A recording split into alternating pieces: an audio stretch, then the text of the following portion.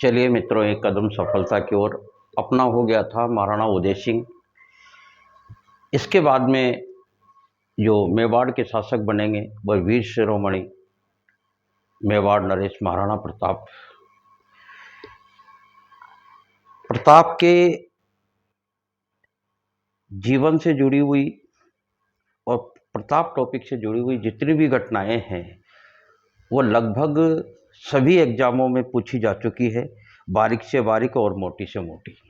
तो अपन एक एक चीज को बारीकी से अध्ययन करेंगे और प्रयास करूंगा मैं भी कि महाराणा प्रताप के इतिहास से जुड़े हुए टॉपिकों का ठीक तरीके से विवेचन कर सकूं। तो 28 फरवरी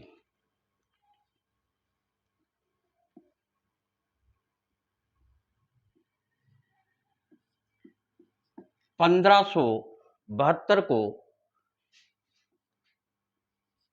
महाराणा उदय सिंह की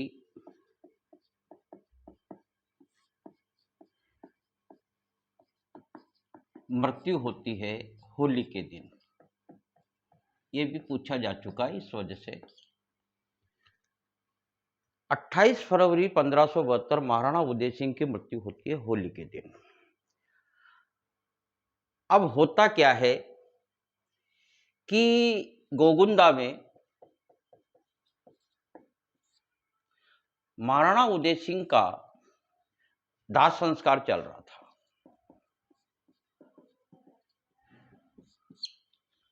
उस समय प्रजा सामंत सभी लोग आए हुए थे राज परिवार के, लेकिन जगमाल नहीं दिखा। कौन है जगमाल, ये मैं आपको बताऊंगा।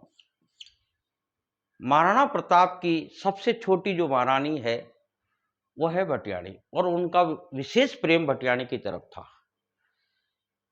तो प्रजा सामंतों ने देखा जगमाल नजर नहीं आ रहा, तो किसी ने पूछ लिया जगमाल कहाँ है। तो जगमाल को तो महाराणा मरते समय उनको महाराणा बना गए कि ये नियम के विरुद्ध कैसे किया उन्होंने ये बात। अकबर जैसा शक्तिशाली राजा सिर पे है और जगमाल जैसे अयोग्य को उत्तराधिकारी कैसे बनाकर चले गए, ये तो नियम के विरुद्ध है। तो वहां की जनता और सामंत प्रजा थी, उन्होंने दाह संस्कार में आए कृष्णदास चूड़ावत,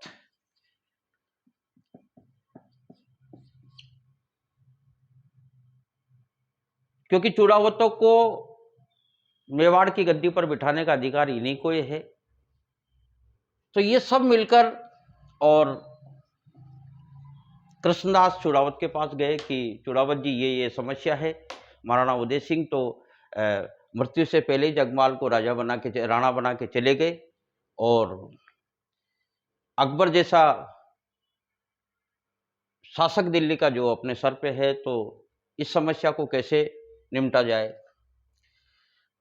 तो इस बात को लेके चूड़ावत जी ने जो फैसला लिया वो फैसला ये लिया कि वहीं एक स्थान है महादेव बावड़ी,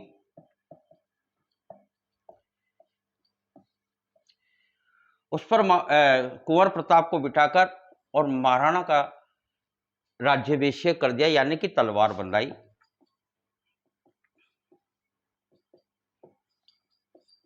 और राणा घोषित कर दिया।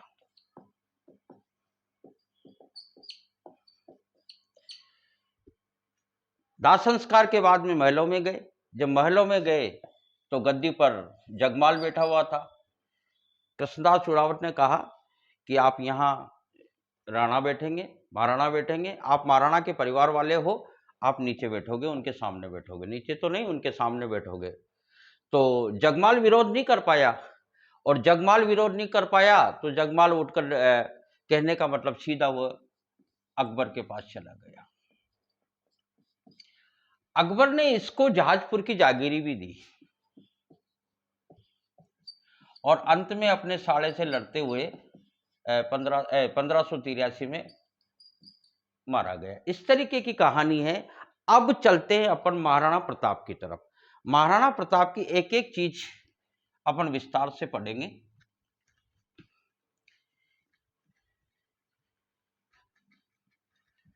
देखो,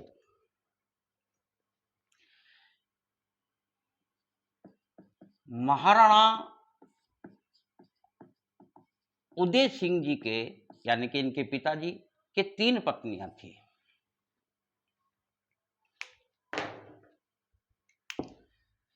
बड़ी जो पत्नी है वो जयवंता बाई है। दूसरी जो पत्नी है वह है संजय बाई। और तीसरी जो पत्नी है वह है भटियाणी। महाराणा का विशेष प्रेम था इससे,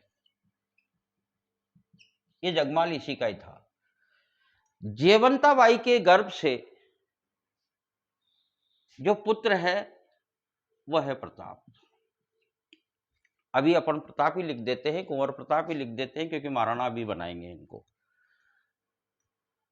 ये पाली नरेश अखेराज,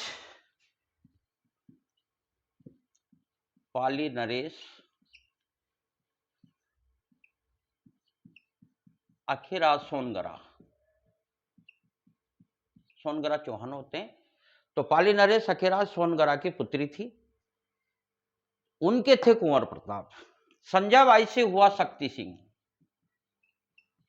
एक और है सागर सिंह, उसका नाम नहीं आता। और ये जो जगमाल है ये भटियाणी का था। इस तरीके से कहने का मतलब कुंवर प्रताप सबसे बड़े हैं, तो उत्तराधिकार का अधिकार भी इन्हीं का ही बनता है। अब इनके जन्म के बारे में बचपन में इनको, बचपन का जो नाम है वो कीका है, ये ध्यान रखना है आपको, क्योंकि भीलों के बच्चों को कीका के नाम से पुकारा जाता है। और आपको पता है उदयपुर क्षेत्र में भील और महाराणा की सेना में भी भीलों ने नेतृत्व किया है, और भीलों का बहुत अच्छा सहयोग महाराणा का माना जाता है। तो इनके जन्म को लेके अलग अलग किताबों में अलग अलग है, जो परीक्षाओं में पूछी जाती है वही अपन उससे की बात करेंगे। जन्म इनका हुआ 9 मई 1540। 9 मई 1540। एक चीज तो ये याद रखनी है। और विक्रम संवत की बात करें तो विक्रम संवत आपको याद रखना है। विक्रम संवत 1597। ये भले ही आपको याद नहीं रहे, पर ये चीज आपको याद रखनी है। इसके अलावा ज्येष्ठ शुक्ल तृतीया रविवार, ये चीज आपको याद रखनी है। 9 मई 1540 ज्येष्ठ शुक्ल तृतीया रविवार, ये बात पूछी जा चुकी है परीक्षा में, यही बात पूछी जाती है। विक्रम संवत अगर आपको याद नहीं भी रहे तो कोई दिक्कत नहीं है। अब देखो, इसके बाद में कुंभलगढ़ के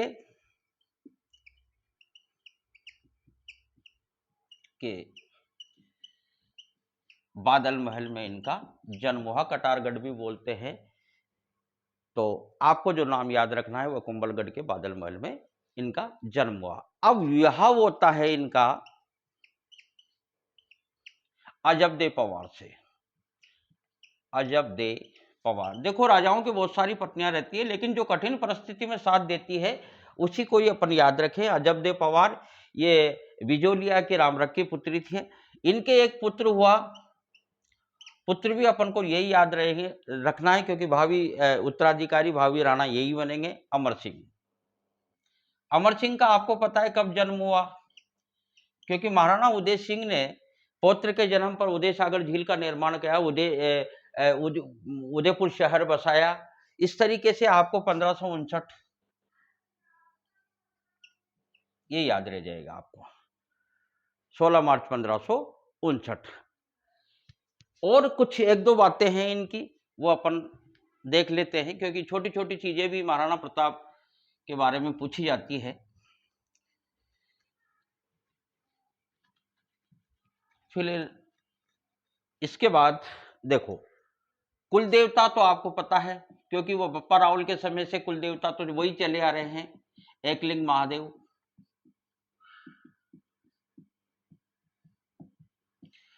गुरु इनके थे राघवाचार्य।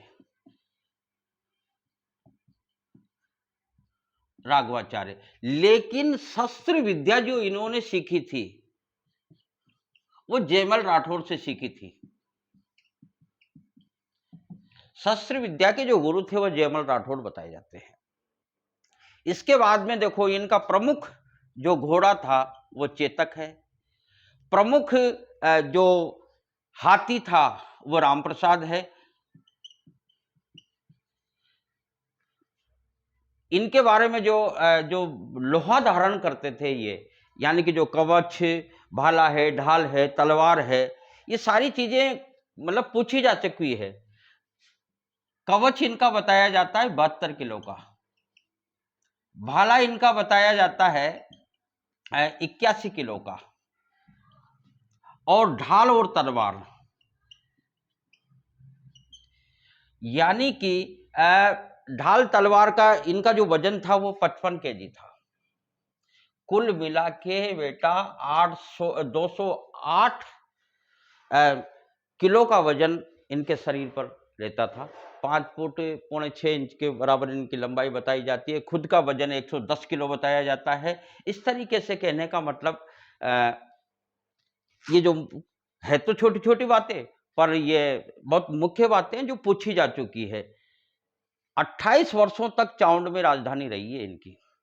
बाकी अलग अलग जगह है, अलग अलग जगह राजधानी जैसे जैसे परिस्थिति के हिसाब से राजधानी बदलती रही, पर निरंतर 28 वर्षों तक चावंड को राजधानी रखा। अब देखो राज्याभिषेक, अब हमारा जो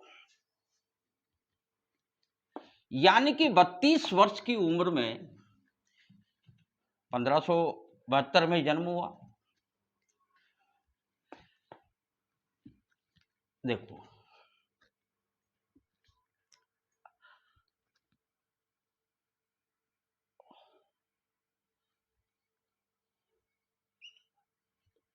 अब चलते हैं मेवाड़ की तरफ।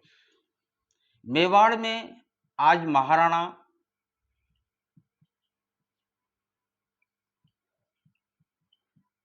प्रताप को अपन बिठाते हैं। महाराणा प्रताप का राज्याभिषेक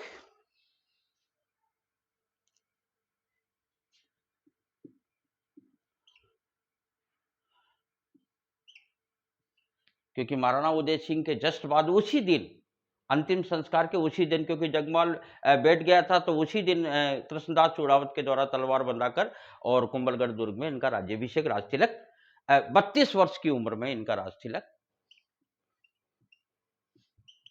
कर दिया। अब देखो 1572 में मेवाड़ के महाराणा बने कौन? महाराणा प्रताप। अब अपन महाराणा प्रताप बोलेंगे।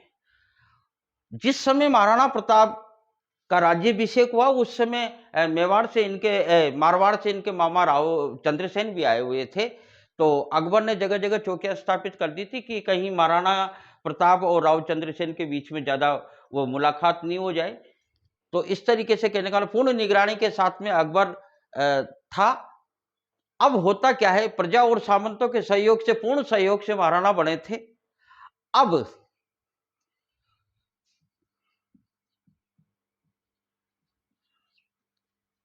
अकबर की निगाह तो थी सही, क्योंकि अकबर उस समय का विश्व के 3 राजाओं में से माना जाता है। उस समय की स्थिति का अगर अपन जायजा लें कि महाराणा को विरासत में वाकई मिला क्या है, तो विरासत में तो देखो दुश्मनी मिली है।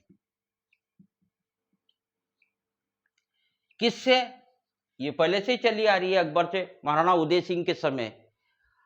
और अगर इसकी शक्ति देखी जाए तो इधर तो लाहौर तक इसका साम्राज्य है, इधर उड़ीसा तक है, बंगाल तक है,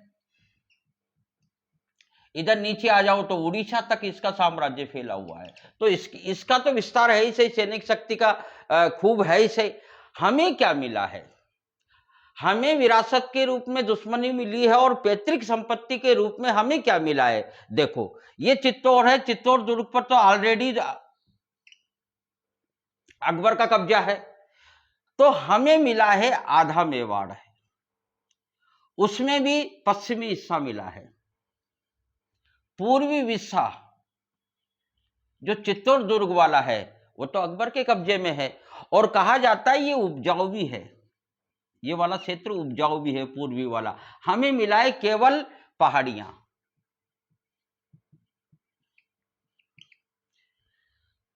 यानी कि हम इसके बदले इसकी स्थिति का अगर जायजा देखा जाए तो इससे तो अपन काफी कमजोर है। वो तो एक विशाल रूप में चारों तरफ फैला हुआ है, विस्तार साम्राज्य का सब जगह उसका विस्तार है। सैनिक शक्ति की तो बात करें तो सैनिक शक्ति तो उसके पास अपार है। हम हमारे सैनिक शक्ति का जायजा ले तो इस समय की अगर स्थिति देखें तो देखो 1572 में राणा बने, उस समय हमारे पास सैनिक, क्योंकि युद्ध तो सैनिक शक्ति से लड़ा जाता है, और यह तो पक्की बात है कि 1570 में अकबर ने नागौर दरबार लगाया था। नागौर दरबार उस समय राजपूताना के लगभग मेवाड़ को छोड़कर सभी राजाओं ने इसकी अधीनता स्वीकार कर ली थी। जब इसकी अधीनता स्वीकार कर ली थी तो सीधी सी बात है कि युद्ध तो होगा, भावी युद्ध तो होगा, क्योंकि एक मेवाड़ रियासत ही बची हुई थी जो अकबर की अधीनता स्वीकार नहीं कर रही थी। तो युद्ध तो होगा, लेकिन युद्ध तो सैनिक शक्ति के बल पे लड़ा जाता है। तो अगर अपन युद्ध की सैनिक शक्ति, हमारी अगर सैनिक शक्ति देखें तो हमारे पास कितनी सैनिक शक्तियां हैं, तो देखो इससे पूर्व तो थोड़ा सा पीछे अगर अपन बैक में चल के देखते हैं तो मेवाड़ की स्थिति 1568 में तीसरा साका हुआ, सैनिक तो वीरगति को प्राप्त हुए हैं। इससे थोड़ा सा और पीछे चले 1535 मेवाड़ का दूसरा शाखा, सैनिक तो वीरगति को प्राप्त हुए। इससे और थोड़ा सा वेग में चले तो 1527 खानवा युद्ध। यानी कि इतने से कम समय में मेवाड़ इतने भयंकर युद्ध लड़ चुका है, तो सैनिक शक्ति तो हमारे पास ना के बराबर है। तो फिर क्या किया जाए? तो फिर महाराणा प्रताप ने जो योजना बनाई वो योजना यह है कि इन्होंने सैनिक भर्ती चालू की।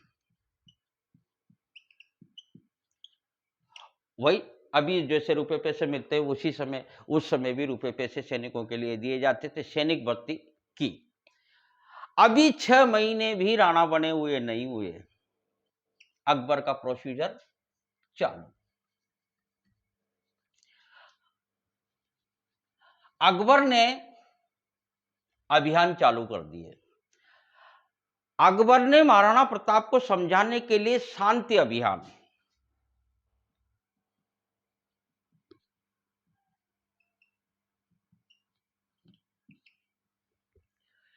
शांति अभियान चालू कर दिए। और इस तरीके से अकबर 4 शांति अभियान महाराणा के पास भेजता है। हालांकि चारों असफल होते हैं, लेकिन अपन उसकी एक एक चीज की विवेचना करेंगे। देखो, पहला अभियान भेजता है जलाल खां के नेतृत्व में।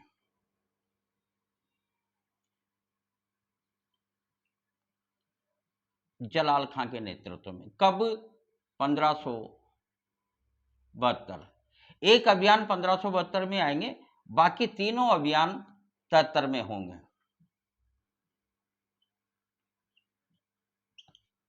अब देखो,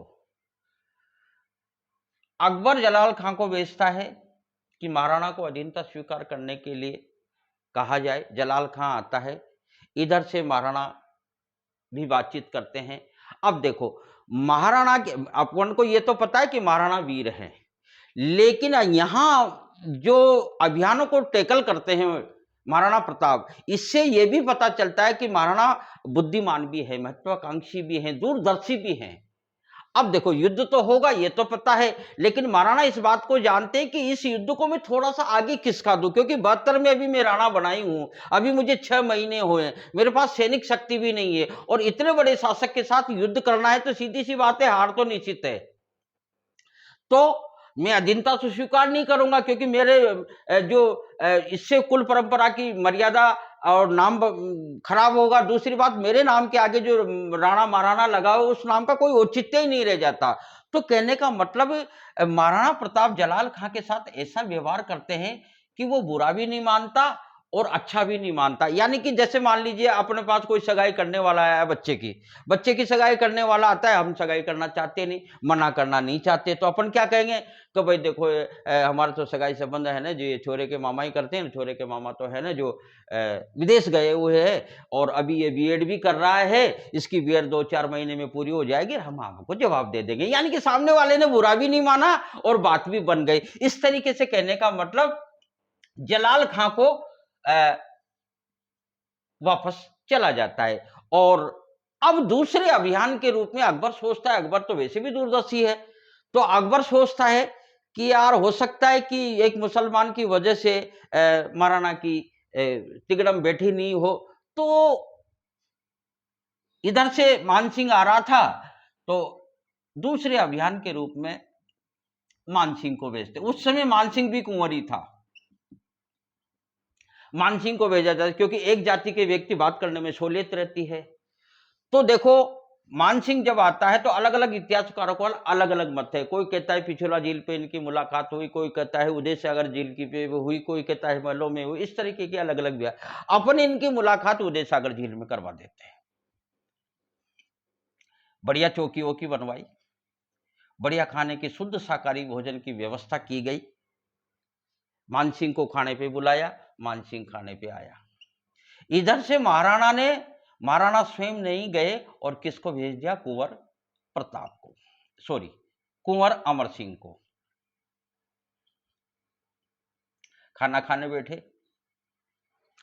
बैठे, एक ही निवाला लिया। एक ही निवाला लेते ही और मानसिंह ने पूछ लिया कि महाराणा नहीं आए। तो कुंवर प्रताप ने बोल दिया महाराणा का थोड़ा सा सिर दर्द है और इस वजह से वो नहीं आ सके। तो इस बात पर मानसिंह कहता है कि हाँ मुझे पता है क्या सिर दर्द है, मैं सिर दर्द की आऊंगा, जब गोली लेके आऊंगा, और मुझे पता है। इस तरीके से कहने का मतलब वो बिना चूड़ा किए, जैसे अपनी राजस्थानी भाषा में कहते हैं कि चूड़ा तो कर लो कि नहीं। तो वहां जो बैठे हुए सरदार थे तो मैं जानता हूँ ऐसी ऐसी बात, इस तरीके की बात की। तो वहां के जो आसपास जो खड़े हुए थे कुंवर लोग, तो उन्होंने कहा कि ठीक है, अगर आप इकल्ले आओगे तो आप कहोगे जहां स्वागत कर देंगे हम, और अगर अकबर को लेके आओगे तो मालपुरा में ही आपका स्वागत कर देंगे। यानी कि मालपुरा का मतलब यह है कि इनका कहने का मतलब यह है कि मालपुरा मेवाड़ मालपुरा से चालू होता है। तो इस तरीके की बात हुई और कहने का मतलब मानसिंह भी वापस चला जाता है। अब देखो यहां अपन एक बात करते हैं कि अगर इस तरीके की बात हुई, क्योंकि क्या है उसके बाद में बहुत सारी राजपूताना में कहानियां प्रचलित होती है कि ये चौकी वोकी तुड़वाई गई, यहाँ गंगा जल छिड़कवाया गया, और जो खीर का और पूरी का जो भोजन बनवाया गया था वो सब खीर है ना जो फिकवा दी गई, कुत्तों को खिला दी गई। तो उसी समय से एक कहावत चालू होगी, कुत्ता बेड़ी खीर। तो इस तरीके से कहने का मतलब एक तरीके से अपमान ही हो जाता है। तो अब अपन इसकी विवेचन करें, अपने तरीके से करें। राजपूताना में तो कई कहानियां प्रचलित है इसके विषय को लेके, लेकिन अपन इस विषय को सोचते हैं तो अपन इस विषय को इस तरीके से सोचते हैं कि अगर महाराणा इस तरीके का व्यवहार करते तो युद्ध ये 73 में ही हो जाता, युद्ध छंतर तक जाता ही नहीं, क्योंकि जैसे ही वो जाता मानसिंह और तुरंत सेनाएं लेके आता। इसका मतलब ये तो सिद्ध होता है कि मानसिंह के साथ ज्यादा अभद्र व्यवहार नहीं किया। भले बाद में खुद खीर को फिकवा दिया होगा, चौकियां तोड़वा दी होगी, गंगा जल छिड़काया होगा। और यहां एक बात यह भी साबित होती है कि देखो ये कुंवर है और ये महाराणा है, तो अगर कुंवर के साथ कुंवर को बिठा दिया तो कोई ज्यादा अपमान वाली बात नहीं है। बराबर कैसे दोनों कुंवर है तो बिठा दिया। तो इस तरीके से कहने का मतलब महाराणा ने, जहां तक हमें लगता है कि महाराणा को मानसिंह को ठीक तरीके से भिजवाया होगा। और अगर नहीं भिजवाया होता तो तीसरे अभियान के रूप में मानसिंह का पिता भगवंत दास नहीं आता। 1573 में फिर भगवंत दास आया, यानी कि 6 महीने बाद, 4 महीने बाद भगवंत दास आया। अक्टूबर में। तो भगवंत दास आया, तो भगवंत दास को भी, क्योंकि भगवंत दास कभी किसी जमाने में मेवाड़, समस्त राजपूताना की जितनी भी रियासतें थी, क्योंकि महाराणा सांगा के समय मंडोर तक हमारा शासन था, तो भगवंत दास भी उस समय हमारे अधीन रहे थे। अभी मान लो यूं मान के चले, जैसे मान लीजिए लगभग सारी राजपूताना की जितनी भी रियासतें हैं वो मेवाड़ के अधीन रही थी। तो भगवान दास भी आए, जय माता जी की करके चले गए। लास्ट अभियान भेजा जाता है टोडरमल, और टोडरमल को भी, यानी कि ये चारों शांति अभियान असफल रहते। अब देखो इसके पीछे अकबर का क्या उद्देश्य है, क्यों शांति अभियान बार बार भेजना चाहता है, चाह रहा है। देखो अकबर एक महान राजा बनना चाहता है। अकबर महान राजा, जैसे मान लीजिए अपन को पाकिस्तान पर आक्रमण करना है, अपन को यह भी पता है कि अपन पाकिस्तान को जीत जाएंगे, युद्ध के परिणाम पहले ही पता है। तो अकबर को यह पता है कि अगर मैं चित्तौड़ पर आक्रमण करूंगा, मेवाड़ पर आक्रमण करूंगा, सीधी सी बातें हारेगा। मेरे पास विशाल सेनाएं, सारी चीजें हैं, इस तरीके से पूरा राजपूताना मेरे अधीनस्थ है, इस समय अधीनता स्वीकार कर चुका है, तो युद्ध के परिणाम हमें पहले ही पता है। लेकिन ये महान बनना चाहता है, अकबर महान बनना चाहता है कि देखो मैं इसके साथ, मैं युद्ध नहीं करना चाहता, युद्ध राणा करना चाहते हैं, मैं 3-3 4-4 अभियान भेज चुका हूं, लेकिन वो मेरी बात ही नहीं मान रहे। मैंने उनको कई तरीके से समझाया। इस तरीके से कहने का मतलब चारों अभियान फेल हो जाते हैं। ये बार बार परीक्षा में क्रम से पूछे जाते हैं। जलाल खां, देखो ट्रिक की भी कहां जरूरत है, सबसे पहले मुसलमान को भेजा, फिर बेटे को भेजा, बेटा बात बिगाड़ देता है तो फिर बाप को भेजा जाता है, लास्ट में टोडरमल। इसकी आपको अगर तारीखों का अगर थोड़ा सा, क्योंकि इसमें ऐसा तो पूछा नहीं जाता, क्योंकि 72 के बाद में सारे जो अभियान होते हैं वो 1573 में होते हैं। ये पहला अभियान नवंबर में आता है, नवंबर के बाद में फिर ये जून में आता है, और उसके बाद में फिर अक्टूबर, और अक्टूबर के बाद में दिसंबर है। ये भले थोड़ा सा आप थोड़ा सा देख लेना। अब देखो नहीं बात समझ में आई तो सीधी सी बात है, युद्ध तो होगा, युद्ध तो होगा। अब इस तरीके से कहने का मतलब 1573 हो जाता है। 1573 तक बात पहुंच जाती है, यानी कि इधर महाराणा प्रताप को समय तो मिल रहा है। इसके बाद में 74 में कोई प्रोसीजर नहीं होता है दोनों तरफ से, इधर से तो हम तो करने वाले है ही नहीं, उधर से भी नहीं होता है। 75 में भी कोई प्रोसीजर दोनों तरफ से नहीं होता है। 76 में, यानी कि हल्दी घाटी का युद्ध 76 में होता है, 1576 में।